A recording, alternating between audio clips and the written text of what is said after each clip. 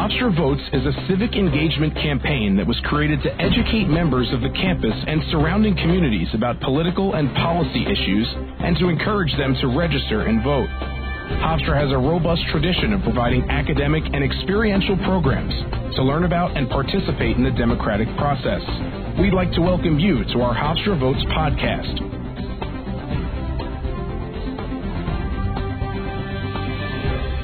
Okay, hi everyone, and welcome to the latest edition of the Hofstra Votes podcast. We're coming to you from the studios of WREGU Radio Hofstra University, our award-winning student-run radio station, which you can find at 88.7 FM. Today we're going to dig into and try to demystify political polling. And our guide to help us do that today is Dr. Craig Burnett, an associate professor of political science at Hofstra. Welcome, Craig. Thank you for having me. Sure. So let's start with a poll. Harris did a survey back in the end of 2018 that found a majority of registered voters don't actually believe polls, which is, really meta. So what does that tell you? Look, it's hard. I'm not terribly surprised by that number, to be honest. I think at least in part, mistrust that you're going to find in, say, 2018 or even this year and beyond is going to be somewhat related to 2016, and that there was pretty good consensus amongst polling outfits that said, look, it's looking like it's going to be Hillary Clinton. And obviously that turned out to be incorrect. And so for most people who follow this somewhat closely, or even those who don't, the narrative has changed in polling. But there's a couple of caveats there that are worth at least mentioning. The first is that the types of polls that people are saying they mistrust is because they were told that the polls had sort of said Hillary Clinton was outside of the margin of error and it looked like she was going to win. Well, those are national polls.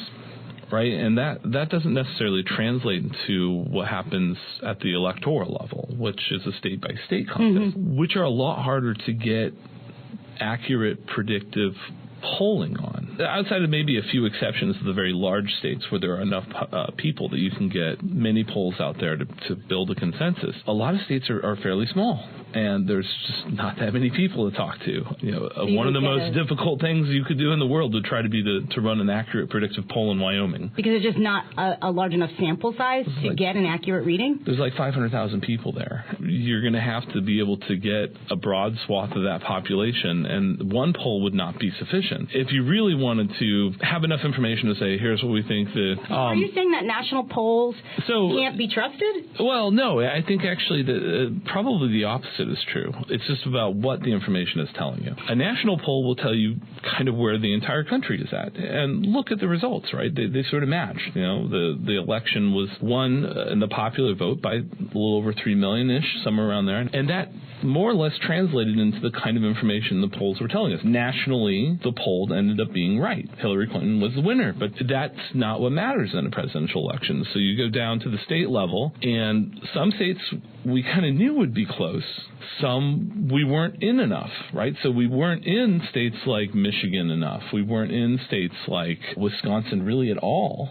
Maybe a couple of polls were there, but nobody was sort of... I think we were more in Arizona than we were in Wisconsin. So some of those are sort of a surprise, right? There was genuinely a surprise on election night that people just sort of didn't know exactly what to make of it. And the polling in Ohio wasn't great, but that's not an easy thing to do.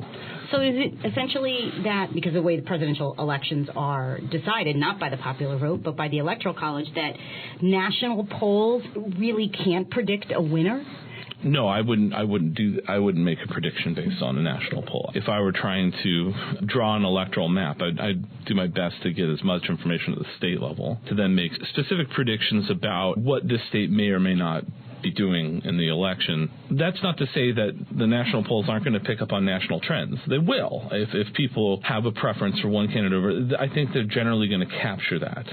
But not in terms of predicting, a state-by-state election. No, I wouldn't use information from what in many of these polls equate to about 500-600 people across the country to say, well, what's going to happen in Florida? That would not be an appropriate tool to use. So that sort of comes to my next question, which is, can a poll really tell us who's going to win in 2020, 18 months out, a year out? or, a month out? Or is it essentially that you shouldn't necessarily trust national polls to tell you, yes, Hillary Clinton's going to win, Donald Trump's going to win, whoever, and, that you really ought to look at polls from swing states? Absolutely. Focusing on the swing states is always going to be the way to try to get the best guess about what the election is going to do. But, at this point in the cycle, I think the best you could hope for, especially given where the contest actually is who's going to be the Democratic nominee, who has momentum, right? And so that I don't know if you're going to bring, if you're going to talk about it, but right now as we sit here in August, right, that's Elizabeth Warren has been gaining in the polls. Biden has been more or less flat, and so that's where we're at. But it's still really early. To tell. I wouldn't do any head-to-head matchups. I wouldn't take much stock in that. So all the polls that we've seen in the last few months that are saying that, Biden could beat Trump or Warren could beat Trump, those have very limited value. They're fun. And I would say take them as what they are, which is a horse race poll. But this isn't like a horse race where you actually can determine the winner. This is just a predictive horse race. Take it for what it is. That, so-and-so could do better relative to the president. Well, as of right now, perhaps, but this is not framed in the way that the question is actually going to appear to voters come November 2020, which is there's been a whole campaign, right? The nominees for the Democratic Party will emerge, and then the question will change. This person versus the president.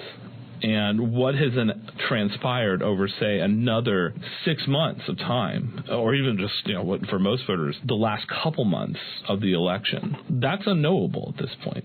Well, that's interesting you say the last couple of months of an election, right? Because the conventional wisdom is that people are not really paying attention. You're paying attention. I'm paying attention. Sure. Reporters are paying attention, but that your average voter is not paying attention a few months before. And I wonder, but things have really changed in the last 2 years or so, or really more than that, since the 2016 campaign. The news cycle has, gotten so fast that it doesn't seem as if, I wonder, one event or even two events don't necessarily change people's point of view. And also, people seem to be shutting down to some extent, in general, not related to polls, but they're shutting down because they can't deal with the stress of sort of this constant roiling of the news cycle. So how does that impact polling if people aren't actually paying attention perhaps as closely, even a few months out? Like, does that exacerbate that trend, that dynamic? Yeah, it does feel like information overload. I think you're right in that more people are probably paying attention than have been in the past. Whether or not that translates, into different action on election day is a bit harder to predict. But it does. I think right now we're at one of these points, where the information landscape has changed pretty fundamentally, and that we do have a president who prefers direct communication with people via his Twitter account more than just about anything else. And for some people, this is great. If you agree with what the president is saying, then this is music to your ears. For a lot of people, including some of his supporters, this has not gone as planned, or as the way they would probably have planned it. And some people really dislike it. So you do have a president who has a megaphone that's been more than happy to use it. Then you've got a lot of new polls out there. It's become cheaper to do this, so there's just you're inundated with information. And how do you sort through that? Yeah. You've got that kind of core political junkie that has maybe ticked up a few percentage points. Then you've got people who maybe as a matter of course try to stay informed about what's going on, and maybe that's grown a little bit too, but it's certainly, I think, still the case that the voters who will end up going and ostensibly deciding the election, they haven't quite tuned in the way that the people, you and I and everyone else who this is our job, or we just really enjoy it. For some people, this is their hobby. Those voters haven't quite tuned in. So the information that they'll receive will be, it still will matter what's going to hit them right around that 2 months before the election, and for some even later. A lot of people report still deciding more or less the day of the election. how they're going to vote. As weird as that, as weird as it is to think about that, because you would think that well, you've had enough time to evaluate any president after a full term, but there's still, if you even look at the public opinion polls about how is the president doing, there's still a couple of percentage points to go, I don't really know enough about it. And for us, that's like, well, how do you not know enough about it? Right. Well, some people just, they're just not that interested in politics. That doesn't mean they don't go vote, but it's not something they think about. It's not the day-to-day. They're not following the day-to-day. No, and that's not a pejorative thing. That's people are busy. Sure. They have lives. They have kids. More to do than they probably can fit in a day. And when it comes time to, if they have some time to relax, they don't necessarily pick up a newspaper and turn to the politics section. So what's interesting about that, I wonder, is are those folks, the folks that are not necessarily following things, even a few months before, are those your swing voters? I would presume that the people who are following closely, those may be diehard supporters one way or another. I wonder, and are those people who are not paying attention as early, are they your swing voters? Typically, yeah. That's typically true. How do you possibly know anything if the people who are going to decide the election don't know? Well, sometimes those people don't matter. So, sometimes... There's not enough of them. In 2008, it didn't matter. The national trends were pulling everything toward... It was already going to be a positive Democratic year. And then you throw in the economy melting down right before the election, and... it was obvious, right? It almost didn't matter. It was a question of how big of a victory for Barack Obama, right? And there was a couple surprises, like nobody had North Carolina on their map, for example. So sometimes it doesn't matter, but when it's close, it would be a gamble. Okay. So knowing that, and as you said, there's lots and lots of polls out there. It's gotten less expensive to do them, as you noted, and so, we're inundated. So if I'm sort of, the average voter, I'm sitting on my couch, I'm online, or I'm watching CNN or Fox, and they're talking about some new poll, what would be your advice for how that person should process the information that they're getting from cable news about a particular poll? How do you know whether or not it's reliable? How do you decide? What do you look for? I probably wouldn't recommend going to cable news. It would be my first recommendation. That's another question. And it's not. I'm sure they're very nice people, but there's certainly their model is to make money, and to do that you have to get viewers, and so if you're going to discuss the contents of a poll, there's actually a pretty good case to be made that cable news would not be a good place to do that, because they're going to sensationalize certain parts of the report, and the narrative isn't necessarily going to be accurate. But I understand a lot of people watch cable news, although not everybody get their information. Well, I mean, some people, not everybody, right? Older voters do, not necessarily younger voters. To get to the general, how do you evaluate? How do you evaluate polls? However, you're getting your information. First, start with who is sponsoring it. Would be the first question I would ask. I know it's been one of the political dividing lines is the mainstream media, whether or not they're biased, right? I still generally think that it's true, and hopefully it would be generally accepted, that those outlets sponsor polls to try to be accurate. And so this would be true, of New York Times, Wall Street Journal, the big three television outlets, to the extent Fox News too, right? Which a lot of left-leaning people would be like, well, I'm suspicious of Fox News. No, they hire professional pollsters to do these things. The way they talk about the results, might be different, right? And that's what I was saying. That, maybe that's not the best place to get your information. But the polls, hopefully, they're following best practices. There is a professional, like anything, there's a professional organization that sets standards. APOR, American Association of Public Opinion Researchers. They actually have awards for accuracy. I mean, there's a whole conference you can go to if you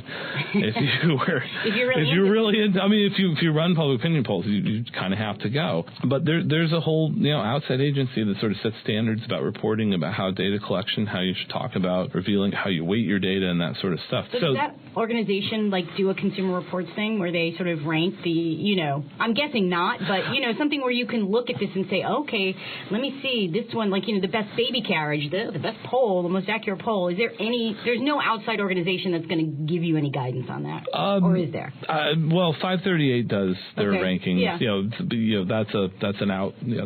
They're also trying to make money too. Right. I think generally they try to do a good job. Everybody's going to make assumptions about what they think accuracy is, but if you were interested in looking, 538 is useful for a lot of reasons, but one of them is that they actually do try to match up what the poll says and what the outcome was, and give them a percentage of how many times they were right. Oh, okay. So which is essentially what we care about the most, right?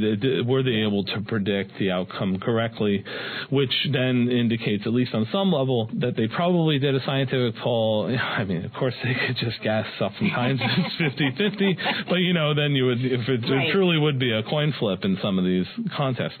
So, are there any red flags that the average person should look for when it comes to methodology, something where it's just when they do this, keep moving?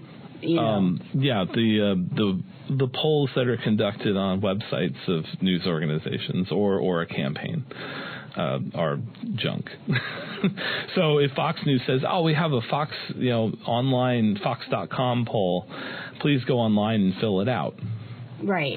There's nothing scientific about that, or that would be true of CNN, or there was if one of the campaigns said, "Hey, come fill out this poll." If Joe Biden says, go to JoeBiden.com or whatever. Because there's no science behind how they're asking the questions, or what type of voters are trying to get a representative sample. Absolutely, and there's also websites dedicated to like Reddit and places like that, to go in and messing with these things. Right. So, not only is it a bad sample to begin with, you actually have people can stuff the ballot box. People who are trolling them. Yeah.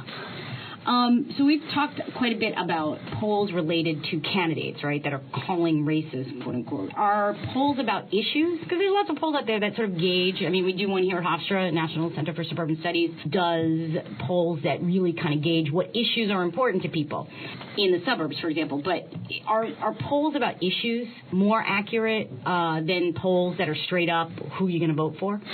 Yeah, when you get to the horse race poll, which was what, candidate X versus candidate Y, there's always going to be movement on that, right? So some people change their minds, or just the sample you got was somewhat different, and they're trying to do different things, right? So it's sort of a fundamental question difference here. One is, can I predict who's going to win? The other is, what do people care about? And that's less volatile, and generally I think you can capture what's going on with the mood of the country, the issues that are on people's minds, and then try to paint a picture about how these things might be related. So the last suburban poll, which I actually ran, it came up pretty clear that people were concerned about NAFTA and free trade and immigration. Mm-hmm. And so when we were looking at this is, well, I guess this is two polls ago. It was 2016. It was, I don't even know that we actually had it. It looked like Trump was going to be the nominee. But when I looked at it, I said, wow, this is an issue that's coming up quite clearly. And so if he's able to harness this. Immigration. Immigration and NAFTA and free trade, which were the two things he was talking about constantly during the campaign. It certainly was something that was showing up as people were concerned about. It's a little hard to disentangle how much of that was already sort of going to be an issue, and if that's something he just tapped into, or if that he brought it to the forefront and tapped into something that may have been in the undercurrents. That happens a lot. Issues wax and wane in terms of their importance all the time. That just happened to be an election where he either made it appear on the agenda, or it was already going to be on the agenda, and he just happened to be the person who was talking about it. So if you're looking at a poll historically, so a poll like the suburban polls that Hofstra does, that they are over time, and you can gauge sort of where people are going over time, how opinions have changed. Should a red flag or kind of something that you should pay attention to, do you see significant shifts? And this would be really historically based on candidates or based on issues, like, if I see a swing of like 20 or 30% in one direction or the other between a couple of polls, does that mean it's wrong? I think about this in relation to, they always said, well, if your SAT score swings like by like 50 or 60 points, right. Between the times that the two times you take it, that must mean you're cheating. That statistically, it's very rare to see those kinds of swings. So I wonder, if you see something like that, does that actually indicate a real sea change, or does that indicate a problem with the poll? It could be both. Some issues that move rapidly, and actually, I think historically, it's been true to be very suspicious of polls that would change very much in a very short period of time. It also depends on how, are we comparing apples to oranges? So one poll's methodology will never be quite the same as another. So if you were, say, taking a poll year to year to year to year, and you're, say, tracking an issue, and that poll has kept the same methodology, well, you probably should trust that. Now, that's not to say you can't get an aberration. Certainly you can. I mean, again, we're talking about, in a lot of polls, several hundred people that are going to present the views of some sort of some sort of population. So sometimes it's the whole country, sometimes it's a state, sometimes it's a more specific population than that. And can you get a bad sample? Yeah, absolutely you can. That's when you hope that you're able to find some movement in other polls too. That's not to say that you should be desperately trying to find that, because there is this sort of herd mentality in polling that if you're an outlier, that you're sort of pariah at that point, that you did a bad job. When that may not be true, sometimes that's just the tip of the spear of what's to follow. Some issues do change rapidly. Candidacies do rise and fall rapidly. It can happen. Same-sex marriage is an example of this. Yeah. Marijuana, views toward legalizing marijuana, another example where you can track over just a couple of years. Pretty monumental change, and the population hasn't changed all that much in this period of time. So it's clearly people are changing their minds. The Republican nomination 2012, where everybody had their day in the sun, right? And then finally, they settled on Romney. But it literally was just about everyone else for a while. Newt Gingrich was going to be the candidate. Herman Cain looked pretty good for a while. Happening with the Democratic field, possibly, although it's been for 2020. Possibly it's been pretty rigid actually until this point. But we're not really there yet, so it could very much undulate like that as we get into November and December. They start debating more. They get down to a smaller field of candidates on the stage. Amen to that. So does it even make sense in the early days of the Democratic primary for 2020? Did it make sense to even do any polling with that many candidates, or does it make sense to sort of wait as the field has been narrowed? Well, you gotta sell advertisements and newspapers and all that stuff. So no, it always makes sense to do the polls. Should we be taking much stock in them? No, probably not. I mean, except when you see something durable, right? And so there's a couple of, even at this point, there's a couple of durable things we can take away from this. Biden is still the front runner. Sanders has a base of support. Warren seems to have now captured some percentage. We'll see if that is durable. It's a little early to tell at this point, but those things tend to be true still. I wanted to ask you, too, a little bit about the difference between the likely voter polls and the register voters polls. Are either of those more accurate? And is it that you do one earlier in a cycle and one later in a cycle? Should we trust one more than the other? This is it depends answer. In 2018, we had a pretty big wave election. There were a lot of people who voted in that midterm election who probably didn't fit the classic definition of a likely voter. So if you're using a likely voter model to predict the 2018 outcome, you're probably going to be wrong. And you have to just know that going into that it was almost palpable in how much energy there was on the Democratic side to go out and vote, right. And how much on the Republican side there was sort of a depression, right? These sort of things, these tend to follow. Like you go back to any wave election in the past 20 years, and there's sort of it's kind of obvious what's going on. 2006 it was obvious. 2010 it was obvious, right? The Democrats knew they were walking in to a bloodbath basically, and there's leading indicators for all of these things. The biggest one is retirements. right? Congressional retirements. When people start to retire, it's because they don't want to run for re-election. And it's not because they really want to spend time with their family. It's because they think they're going to lose. I mean, I'm not saying they're not family people, but what I'm saying is... To be clear, he's not saying that they're not family people, members of Congress who are retiring. It's more likely that they know how hard it is to run an election. It's a lot of work. You got to raise money. You got to raise a ton of money. And then you have to go out there and actually do all the campaign stops. And if you think you're going to lose, well, what's the point in doing all that? And so the leading indicator is always retirements on these sorts of waves. So a likely voter model is probably not the right one to use. If you're midterms or any election, that you can kind of sense there's a wave coming. Okay. Right? So in 2008, that wave was still there. Yeah. Right? And it actually built even more, right? Mm-hmm. They had supermajorities in both houses because of it. And so a wave is going to bring out people who don't typically vote or aren't reliably going to vote. So likely voter models will be more incorrect. A registered voter might be better. The truth is you kind of do need to just figure out some sort of model that predicts, as best you can, who's actually going to vote. There's also nothing wrong with reporting multiple numbers. Meaning? Saying, here's what the registered voter model says, here's what the likely voter model. Unless you're ex ante saying we're only going to survey these kinds of people, and then you don't have that option. But there's so many polls out there, you yourself, as a consumer of information, can go and sort of look at them all and see, well, what is the difference here? But, knowing, another person who's just following this can also figure out what are some push and pull factors that are happening. And, when I would talk about the 2018 election, and they say, well, what do you think is going to happen? I go, well, if it's close, it's going to break Democratic. So we saw it in this state, right? A massive turnover in the state Senate. Yeah. And a lot of those seats weren't really on people's radar even, because why would they be? And we're talking about state Senate races, right? So not... No, but that was a big deal, and it had material impact almost immediately in terms of legislation. And if they had, but when people would come, and especially from the media, and say, well, what do you think's going on in the state Senate race? I said, well, getting accurate polling, just forget it. But if it's close, it's going to break Democratic, and they all did. They almost all did. I believe there was only one seat or a couple seats.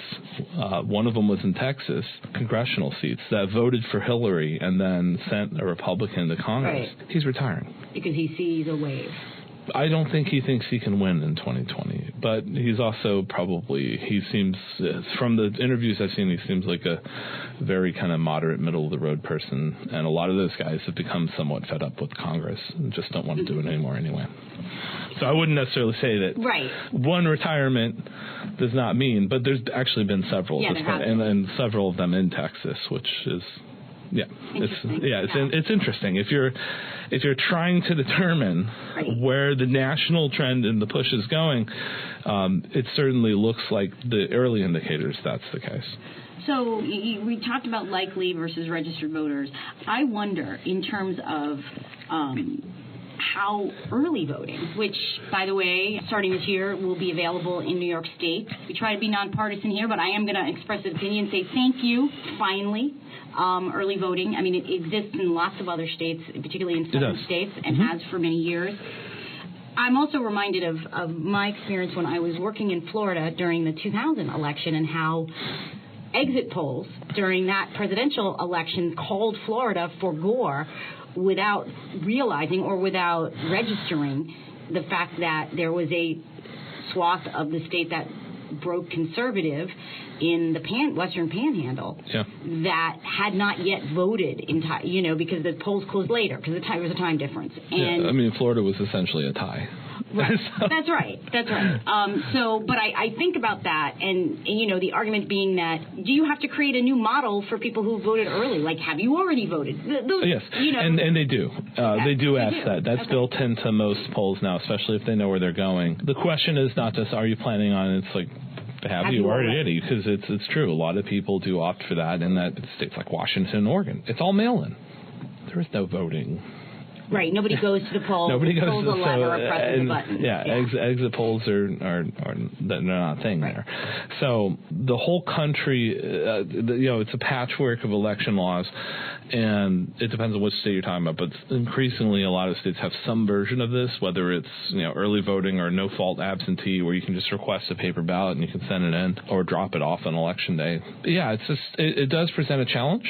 I'd say it presents probably more of a challenge to campaigns than it does to pollsters, because at least you can ask people how they voted. Campaigns are, well, if you've submitted your ballot a week before the election, well, you're kind of ungettable at that point. And so trying to figure out who those people are and which ones you should be trying to push is I say, well, I guess I challenge. wonder, too, with early voting, if you're asking early voters who you voted for, how reliable a barometer is that? Can you extrapolate from early voting, if you were polling just early voters, how things will break ultimately? There's certain demographics that tend to behave in certain ways, and older voters tend to vote early or through absentee for various reasons. Some being that they can't get to the polls on election day. So you tend to, the way the current dynamic is, you're probably going to get a more rosy Republican look with some of the early voting states than you would. But as is always the case with just about any election, it matters who turns out. Mm-hmm. It still matters. There's a whole cottage industry in political science that looks at early voting and tracks, who's returning a ballot. Is it plus D? Is it plus R? And they track it by day. This is how we know, like, Sunday tends to be a big plus Democrat day in the South, because it ends up being a lot of churches will gather together, and they have movements that's called Souls to the Polls, and they go down and they all vote early. It was one of the reasons why when some states tried to actually remove Sunday early voting days, it was sort of, there was big uproar over that. So it's tough because people vote at different times, and so yes, it's useful, I think, to get maybe a general trend of which way it's going. If you have many days worth of data, if you have maybe the whole 2 weeks or whatever, how long the early voting period is, you probably can gather some sense of that. But that can all be wiped out on election day. And that is essentially when most people vote still. Yes.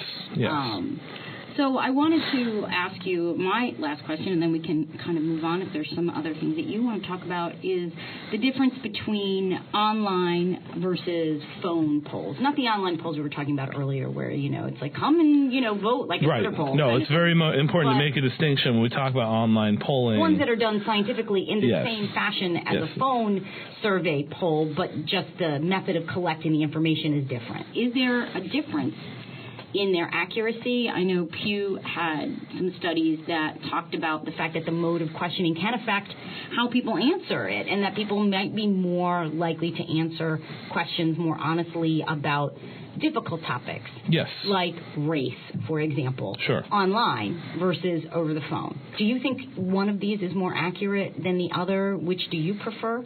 So, the old pollsters would say neither are good, right? They would actually demand you do face-to-face interviews. But so it's really true. I didn't even. Does anybody do that anymore? I mean, maybe outside of a few academic, but those are not polls designed to make predictions. They are very much polls designed for academic research, and so they're not going to be. You wouldn't be able to harness it in real time anyway. But there's some truth that at one point the random digit dialing phone call poll was the new kid on the block, and that was the disruptor because it was so much cheaper to do that than to go and door to door, or however your sampling scheme was. If you're doing cluster sample, it might be certain neighborhoods in a certain city, something like that. Phones got a lot cheaper, but they had their own issues, right? Especially in the beginning, not everybody had a phone, or certain populations didn't have a phone. Right. It would be a lot harder to, for a long time, and this is well known even today. It's still harder to reach minority groups with any method that you're attaching, you're using to conduct your survey. Now polls on the phones have their own problem, right? Which is that there's a lot of there's no landlines. It's most people have cell phone only, or if they have a landline, it was sort of forced on them because the cable company says you have to have a landline. I mean, I certainly have a landline, but I don't use it all that much. But I wonder, so even on a cell phone, though, if you had access to those numbers and you could do a phone survey that way, is it more effective to do online because people are more likely to answer because that's sort of become the most common mode of communication? Are there such things as text polls? Like, can you do... sure. Okay. That seems to me to be more likely even than... traditional online polls. I mean, basically any method you can think of now that you will be used. Cell phones is the big problem with polling on the phone. And yet, it's so a different many function. telemarketers find my number and call my cell and offer me cruises every week, and yet I've never gotten a polling call on my cell phone. Why is that? Well, so you have to, if you've done business with a company and then you've agreed to sell your information about 50 million times over. True. So, it's because it's always with us and our business partners. Business partner is it just seems like, for the random company, cell phones aren't a problem, and yet. Yeah, well, they have a list of numbers for a polling organization, and these are telemarketers, right? There's money. I'm teasing. I know that. There's money to be made on those cruises. Yes. There's not money to be made in a public opinion poll, and you do have to pay for those numbers, but the difference in the law is very clear. Whereas on landlines, you can actually just have a computer or old-timey machine, if you want, randomly punch in the numbers and you get somebody. Sure. That's not the case with cell phones. It's against the law to random digit dial cell phones. You have to have somebody punch it in manually. And so that means a real person has to be there. Oh, that's interesting. And I did not know that. It slows it down. So what you do is you buy a list. Right, you buy a list of cell phones. The other problem is the response rates have plummeted, right? Because it used to be when Gallup called you in the 1960s, it was like, oh, wow, my opinion? Absolutely. Now it's, well, let me ask you a question. Are you really happy with your credit card service? Like, what? I don't want to talk to you about my credit card service. So we've been inundated with this stuff. It's absolutely plummeted. Phone surveys are hard.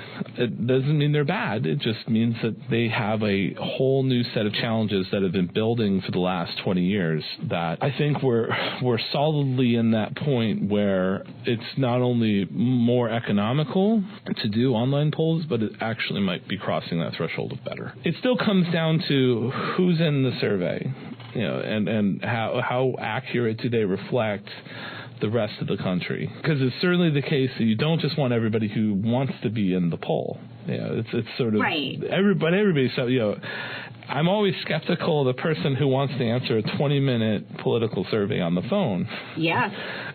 Yes. Like who's doing that? But we need the people that don't want to do it the most, actually, because their opinions are probably more reflective of the average person. And so that's true of the online nature as well. You have to make sure that the sample is good. And there are ways all of the survey companies, phone, online, have done is developed pretty complicated weighting schemes to come up with a way to make what are now, for everybody, imperfect samples into better samples, more reflective samples of what's going on. How do they do that? It's mathematically done with percentages of what we know the population looks like. This is why the census is so important. And while we've been battling... The ultimate in polls, really. It's right. It's really the most accurate poll we have. The value for research is immense because this is where you get into the difference between a population and a sample. Right? We never can really survey the population with the exception of something like the census where it's such a huge endeavor. Right? You're not going to be able to survey 300 and something million people every time. So you have to take a small sample of the population. And the reason that we can do that scientifically is because we know what the population is supposed to look like.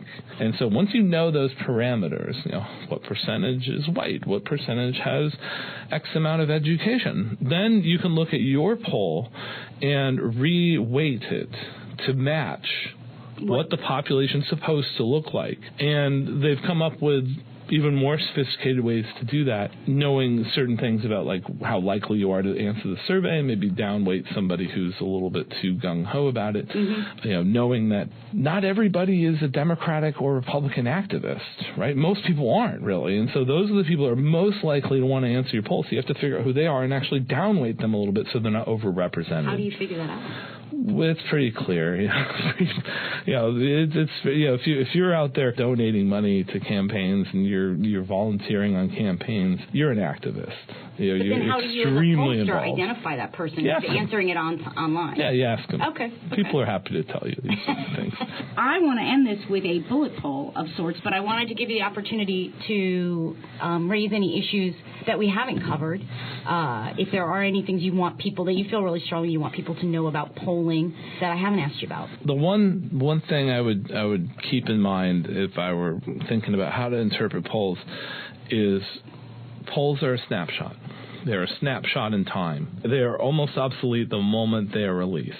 The public is constantly changing. Well, that increases my confidence. Well, but it's true. Focus on the broader trends. What is durable? What seems to be kind of sticking? If one poll comes out and says that Michael Bennett is now the new front runner, well, maybe if you could see it coming, right, and it builds, and you can kind of see that trend with multiple polls. But there's a single poll that said that. You have to wonder about maybe they just called his house too many times or something like that. Sorry, Senator. No, that's really. All right, so we're going to wrap up with a quick bullet poll here. This is just going to be a little fun, so don't be nervous. Sure. All right. Dogs or cats? This is tough because I have a cat. The bullet poll, Craig. I have a cat. That's good. But I'm thinking of getting a dog. Okay. I have a 4-year-old. Okay. I think he wants a dog. I'm not sure. Okay. Fair enough. Yeah. Maybe both. Okay, Maybe you're both. not being a really good polling subject I'm here. sorry. That's all right. Coffee or tea? Coffee. Okay. All right. I'm with you on that. Mets or Yankees? Oh, I can never forgive the Yankees for what they did to my A's. Yes. I wonder if that's why you've become, an expert on polling, because you're an Oakland A's fan. And after all, one could argue that, I know, Craig's looking at me. For those of you who can't see that, Craig's giving me a side eye here. Because think about it. Billy Beane, the general manager of the Oakland A's, pioneered sabermetrics, which is the use of statistical analysis to try to bring some order to predicting how baseball teams will perform. I don't know that I'd make that connection. I'm kind of pulling a muscle with that research. I'm trying. I don't know that 17-year-old me skipping classes to go watch A's games was thinking about that. That's really pre-Billy Beane era. So, yeah. All right. So, thanks to Craig Burnett for a great conversation, and as always, thank you to WRHU Radio Hofstra University 88.7 FM for providing us with space and technical support to make this podcast happen.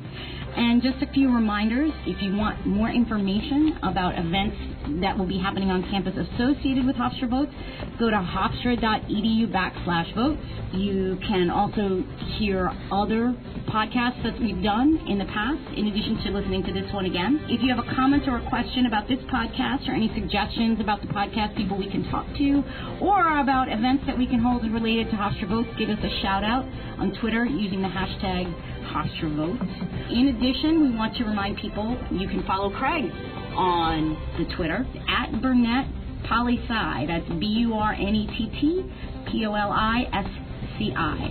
And with that, thanks very much, everybody, and don't forget to vote.